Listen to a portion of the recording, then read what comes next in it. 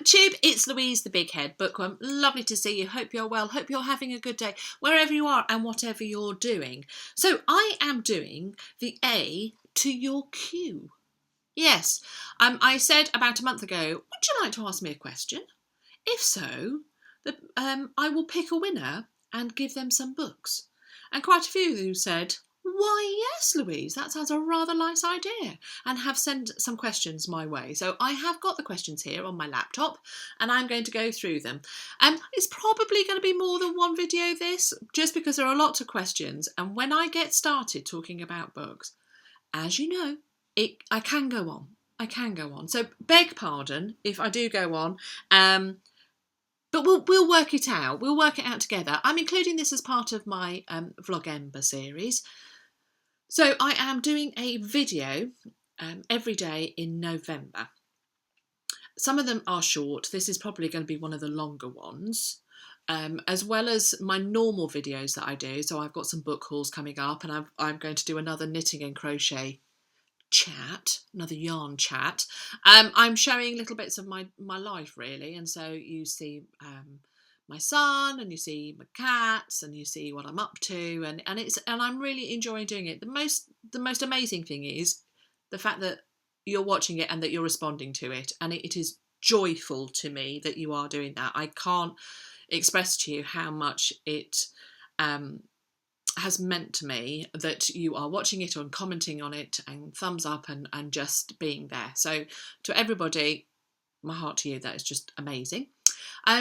Before I start with the questions and answers, I have 2 parish notices. So the first one is to say that the Parish Council have decided after 7 years to look into the Carlisle family's application to turn the village green into a temporary ice rink. They have initiated a feasibility study which is going to report, I believe, March of 2019. So look forward to reading that and finding out what the conclusion is of the feasibility study. I gather the Carlisle family are less than thrilled with that response and are seeking legal advice. So come back here to find out the next instalment.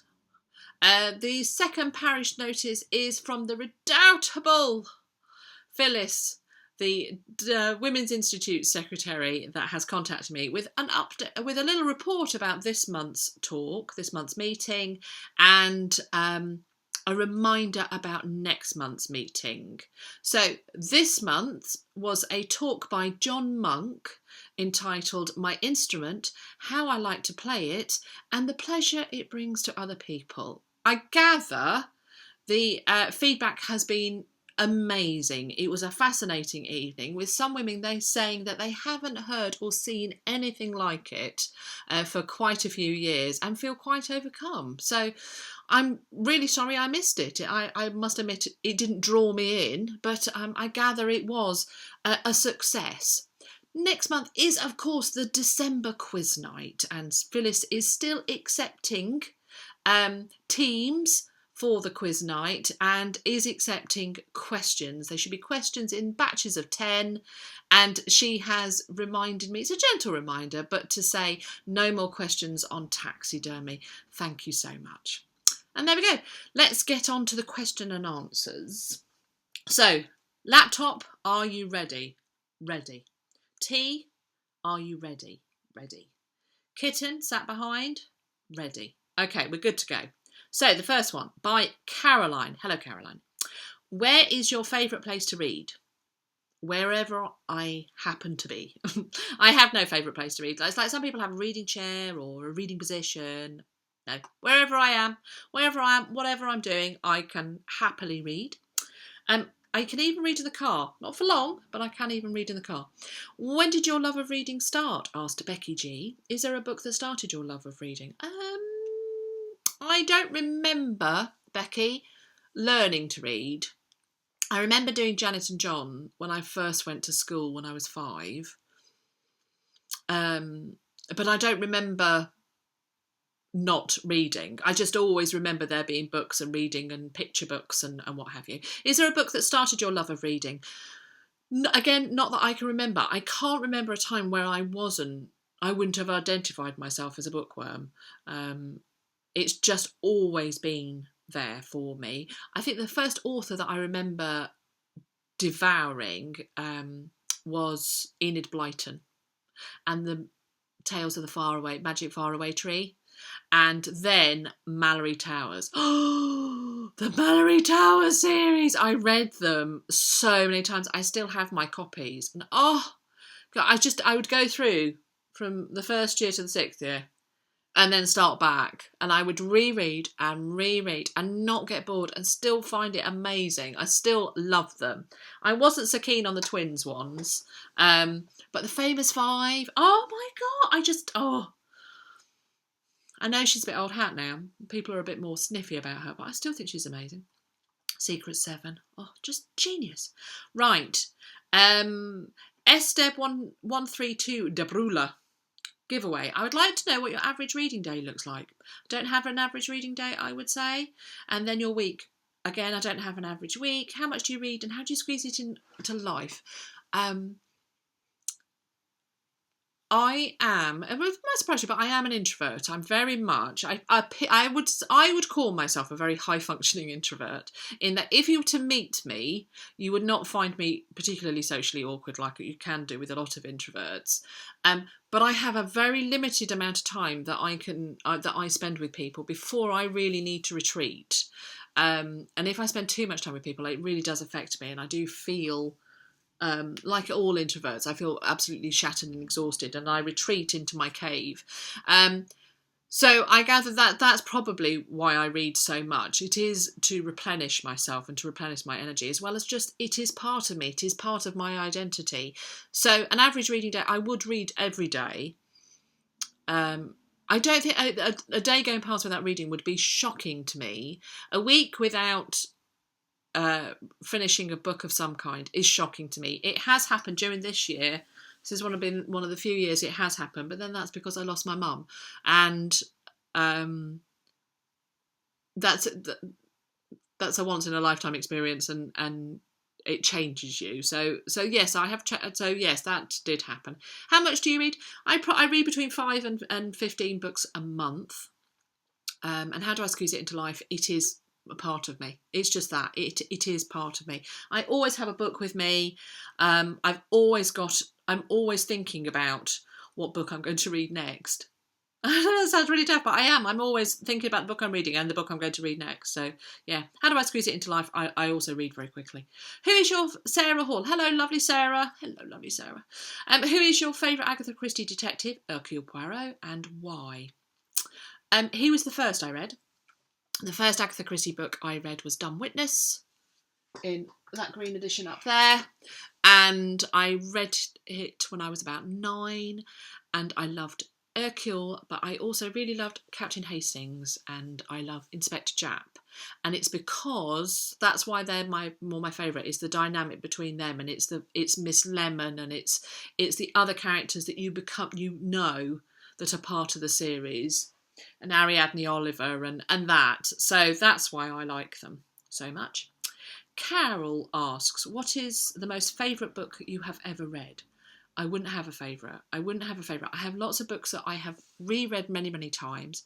I have books that I have loved and still do love, but I wouldn't say I have a favourite. I think that's partly because I have such a broad taste. I wouldn't say eclectic, I would just say broad. I would say I like so much that I wouldn't have a favourite. I have got some books here that speak to me and that I would say are part of my history, and so therefore are favourites at a time because they remind me of me at a certain time, or I've reread them again and again and again. So I shall go through these quite quickly. Jane Eyre by Charlotte Bronte, my first classic that I remember reading and loving, and just have reread and watched all the adaptations and listened to it and thought about it and have read round it, and it just is marvellous. The Count of Monte Cristo, my lovely edition that I have here. There we go. By Alexandre Dumas. It's a swashbuckling pirate French aristocracy tale. It's just amazing. I read this when I was in my early 20s, and I've reread it a couple of times because I just love it. Love it, love it, love it. Pride and Prejudice, excuse me, by Jane Austen, and Persuasion by Jane Austen. I do always think of them as two because this was the first Jane Austen I read and adored, but then I read Persuasion, and this was the one I first loved and loved and loved, but now Persuasion has my heart. But they are still wonderful books, and I would reread any of those happily, and I do every year reread Pride and Prejudice and reread Persuasion. Sleeping in Flame by Jonathan Carroll. This is the first magical realism that I remember reading and finding utterly captivating. There was a period in my life where I read this probably every single month. I don't know why. It spoke to me at one point, and I think at one point when I was about 2021, I think if you'd said to me, who's your favourite author and why, I'd have said Jonathan Carroll, because there is some part of me in this book. And it's Sleeping in Flame by Jonathan Carroll. Magical realism set in Vienna, which is one of my most favourite cities in the entire world. One of my most favourite places to ever go is Vienna. The Robber Bride by Margaret Atwood. This is my 20s. If you like Maggie Atwood, and you haven't read The Robber Bride, pull yourself together. Pull yourself together and reread it. It is a phenomenal story about women's friendship and how constructive and destructive it is. It's about women's lives and the multiplicity of women's lives, about the public and the private persona of women. It is phenomenal. It's a book by a woman, for women, and for men to understand the women in their lives. It is an amazing tale, and I love it. I know it's very, very, very fashionable to read The Handmaid's Tale and talk about that in feminist terms, but just read this, and also read Cat's Eye. So at the time when I was reading this, Cat's Eye was just spoken about in hushed terms. People used to talk about Cat's Eye by Margaret Atwood, which is a soul-searching and quite devastating book about bullying, and is incredibly impactful. And I think it was one of the first books that really got the zeitgeist and was talked about bullying and the effect it has on your life. So Cat's Eye by Margaret Atwood. But I always found this one as a more engaging and passionate book. I just think it's just glorious. It is glorious. So there we go. I would say Ian Fleming, Casino Royale, just James Bond. Wonderful. And the Harry Potter series. So I've picked out my favourite, The Half-Blood Prince. So there we go. Got some other books here, but I shall talk about those at some other point. So there we go, Carol. Lots of favourite books. Lots of favourite books. Lauren Gent, giveaway. My question to you is, do you have a favourite time period to read about? And if so, what is it and why?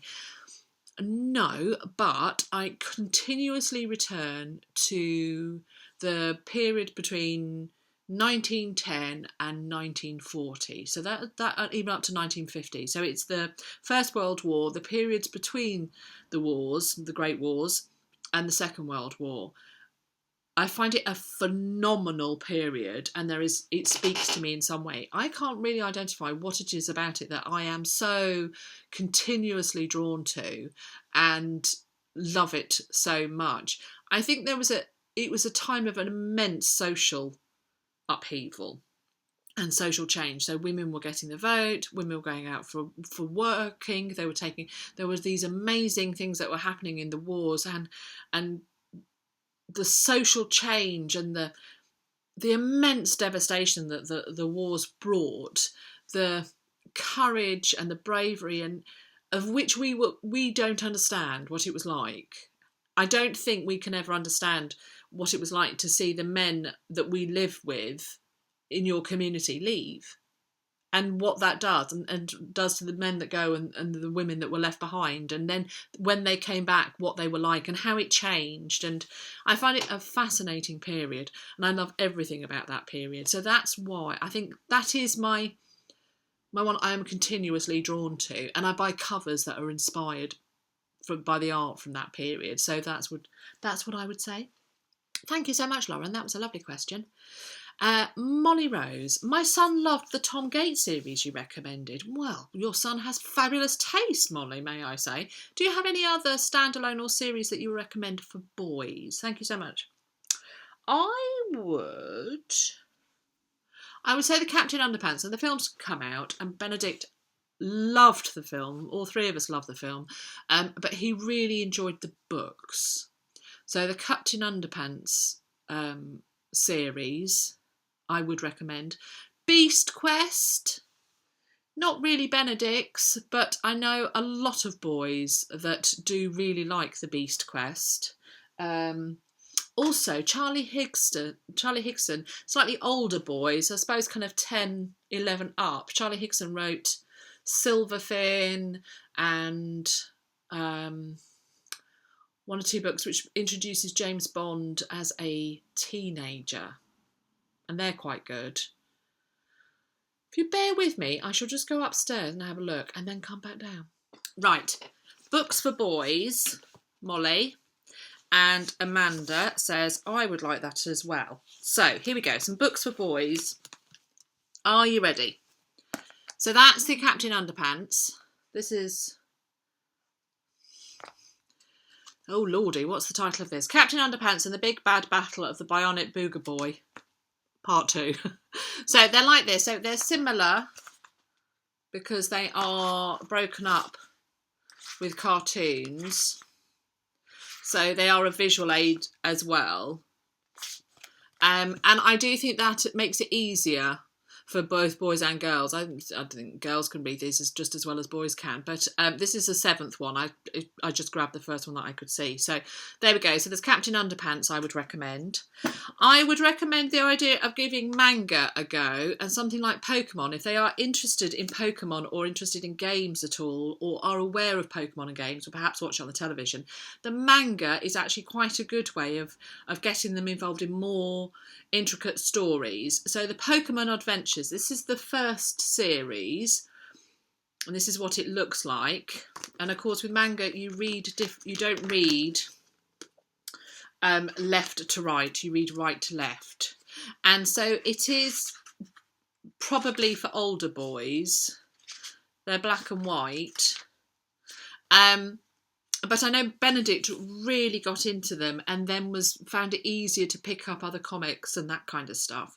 But he really enjoyed Pokemon Adventures. It's a huge series as well. And if you get involved in manga, Dan TDM, again, if you're talking about gaming, Tyrannosaurus and the Enchanted Crystal. It's hardback. I think it is available in paperback now. Again, it's a kind of a comic book, but that was much loved. Diary of a Wimpy Kid by Jeff Kinney. Again, this was only $8.99. And he encourages to kind of think about drawing art and expression and doodling and creativity, does Diary of a Wimpy Kid. So I think they're really good. There's two here that Benedict literally wanted the world to stop so that he could just sit and read, and has already reread them. So I think that's quite amazing considering he only got them in August. It's David Walliams' The World's Worst Children, 1 and 2. There we are, it's a bit shiny, but there you go.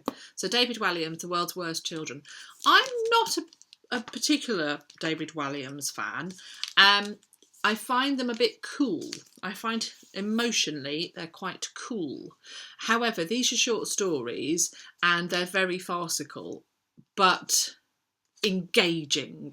And Benedict adored them. So The World's Worst Children, 1 and 2. And because they're short stories, they're easier to dip into. So there's those. 2 more. Philip Reeve and Sarah McIntyre do a brilliant range of books. Pugs of the Frozen North is one that I read. It's more reedy than the other ones, but there are still lots of illustrations, and this is a brilliant one for this time of year, especially if they like animals, they like dogs. And if they like animals, then I do... Benedict has reread this so many times. Steve Backshaw's Deadly 60. There are several Steve Backshaw books out at the moment. And they're really factual, but they're really fascinating. And we're going to the British National Natural History Museum on hopefully the next week or two, because there's something about venom and deadly snakes has come out, and it is because of the love of this. So those are some books. I hope there's something there, Molly and Amanda, that your lads might like, or that other people's girls might like as well. So there we go. How are we doing for time? Okay, let's do one more question, and then I will split it into, and then I will pick the giveaway person, and then I shall do the next video. Righty-ho. Kitty Bimble. Hello, Kitty. How are you, my lovely? What made you decide to join Booktube? Who are your favourite Booktubers? It's a tricky one, that. It's a tricky one. The favourite Booktubers I would find hard, because I watch so many, and I watch different people for different things. So I've never done really a recommendations video on Booktubers, because there are so many really good ones out there, I guess, which is no answer, I realise. But why did I decide to watch Booktube? I decided to watch Booktube because I was searching on YouTube for to see if there were any opinions of, where is it? All the Light That We Cannot See by Anthony Doerr. Sure he's not. I'm sure he's a really happy, jolly guy, full of the light. I didn't love that book. I liked it. It was fine, but I didn't love it. And yet I knew lots and lots of people that loved it. And I looked on Goodreads, and then I happened to look on YouTube to see if there was anybody talking about it. And I found this amazing community of people talking about books. And I thought, so I watched it for quite a long time, a good probably 9 months to a year before I even decided to join. And it was the booktuber Eleanor Reads Books. So Eleanor from Eleanor Reads Books. And why did I decide to join? It was her passion. She spoke about books, and not famous classic literary books.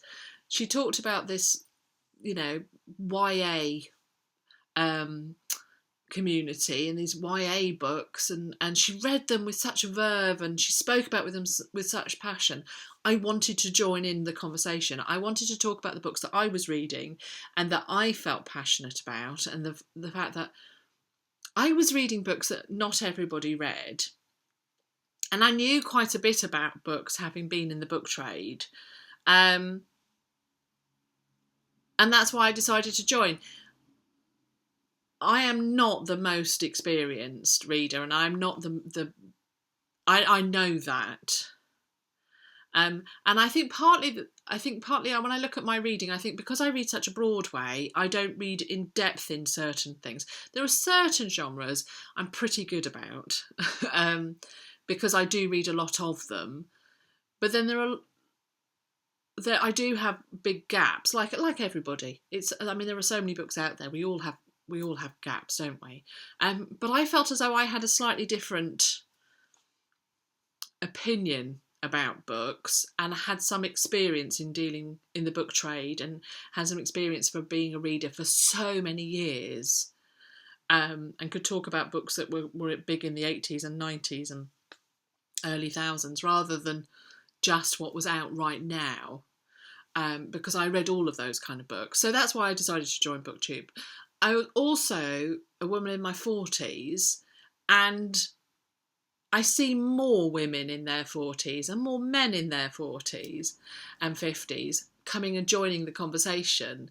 And I think that's brilliant. And that's what I wanted. I wanted to see more people of my age and my experience, and that had the passion that I had, and I just thought that's why I joined. So, favourite booktuber, I wouldn't say I do have a favourite booktuber. I have lots that I watch. I love Mercedes from Mercy's Bookish Musings, Simon from Savage Reads. I love Eleanor. Love.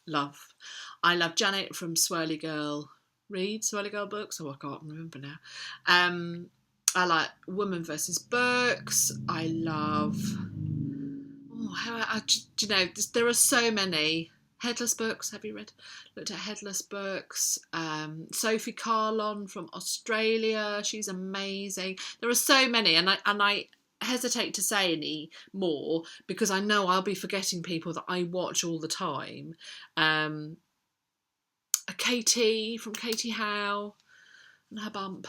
There are so many, and I know there are people I watch religiously and I haven't said their name, and I feel bad about that because I do want to say The Mirror World. Yeah, there are so many, and you're all fabulous. So yes, that's what I would say. So there's some of my favourites. So there we go. So now I'm going to pick the winner. 20, 21, 22, 23, 24, 25, 26. Bear with me, it's number 47. 26, 27, 28, 29, 30, 31, 32, 33, 34, 35, 36, chat amongst 7, selves, 37, 38, 39, 40, 41, 42, 43, 44, 45, 46, and number 47, which is what it was. I haven't got there. My lordy, I'm never going to get to 47 questions. Is about hair. Yeah, it's a hair question. Oh, and it is Alana Reeds. It is Alana Reeds from Kansas. Hello, my lovely. That's quite lovely, isn't it? So, Alana, I need you to send me an email at, I shall put my email in the description bar, and I need you to send me an email with your address so that I can parcel up my books. And so these two facsimile editions of The Body in the Library by Agatha Christie and Death on the Nile by Agatha Christie. So that's a Miss Marple and that's an Hercule. So I will package these up, and one or two other little things that I have bought. And I will send them to you, lovely Alana. How lovely. So I shall answer her question. Giveaway. Have you always had long hair? No. I'm trying to grow mine, but I keep getting tired of it and cutting it. Yes. That does happen. No, I have had every kind of hair. I had long hair. Then my mum got fed up with it, and so I had very short hair, and then it grew down a bit, and then I got quite long, and then I had a perm. That was a bad time. I've had many, many, many bad hair days. I've had a perm. I had a ringlet corkscrew perm. I've had kind of soft waves put in it. I've had layers. That was a bad period. I've had there, so it was all to there and then shaved underneath. In my middle 20s, I had it all number 2. So I was about that much hair. I had that much hair. And then I grew it off at the top and I used to spike it. But my hair used to basically eat the wax. And I have curly hair. I have wavy hair rather than curly, and it grows up.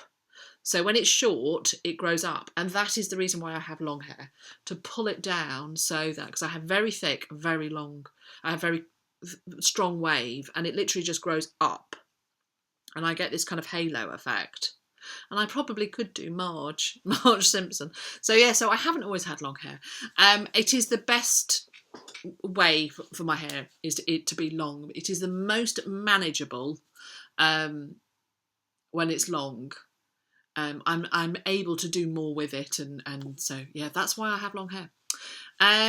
What is it? Also, are your bookshelves behind you built in? No, they were in the other house. They were somebody else's bookshelves, and they weren't built in, but they were kind of organised. These ones are not built in. That's a really nice bookcase.